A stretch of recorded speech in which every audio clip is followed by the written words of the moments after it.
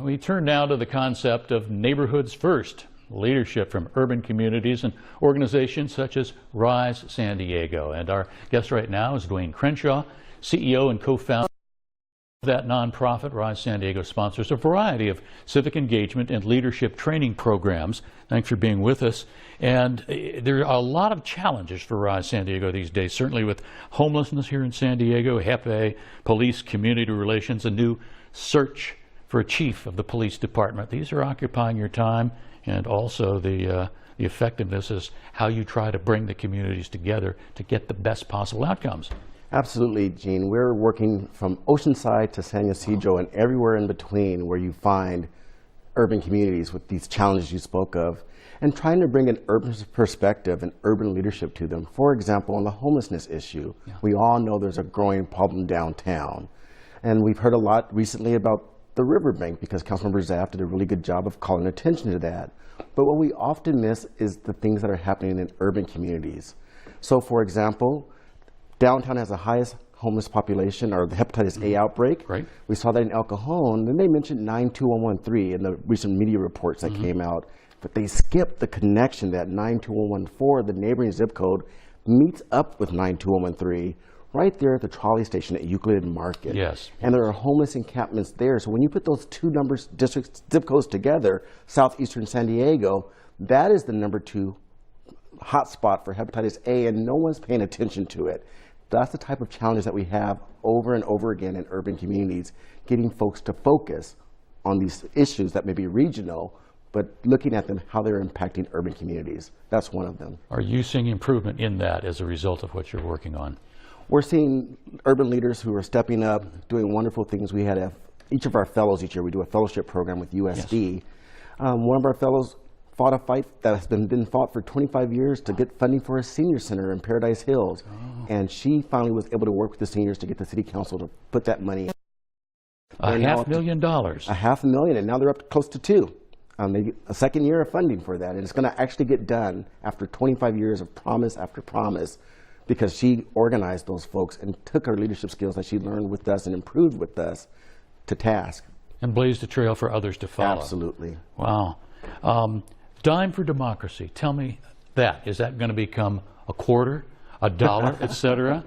You know, we really need more participation. We talk a lot about neighborhood first, citizens engagement, and getting folks involved, but we really don't invest in that. And so what would it be if we spent thinking about whether it's a police chief search or a new library? How do we invest a dime of what we're doing to hear from the people and get citizens and communities being able to express their voice and bring their perspective?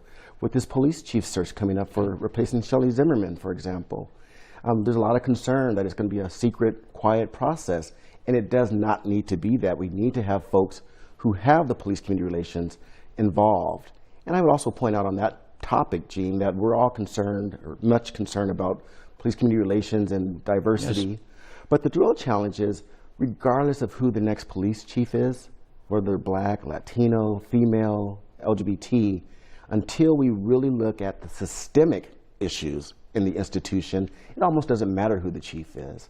And that's the way we try to approach issues with Rise, is what are the systemic underlying challenges, not just the Band-Aids, not the technical problems, but the ones that we need to really address to bring about sustainable change to really lift up urban neighborhoods. And certainly it starts with the T word, transparency. Absolutely.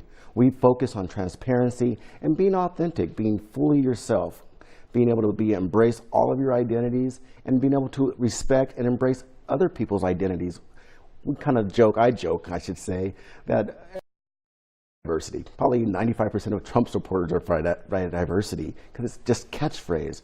But we focus on inclusion, and the simple difference between those 2 points are diversity is being invited to the party, inclusion is being asked to dance at the party. So it's not about quantity, just the numbers. It's about the quality of relationships. And that's where we're trying to push to get to a better place. And that comes through transparency and authenticity and vulnerability. You are devoting efforts to fighting racial profiling by police and disrupting what you call the preschool to prison pipeline. Tell us about that. Well, there's a lot of concern that we know by 3rd grade, which children are going to prison and they get put on these tracks. And there are a lot of things that we are doing in our society that are not helping young people get on the path to college or career.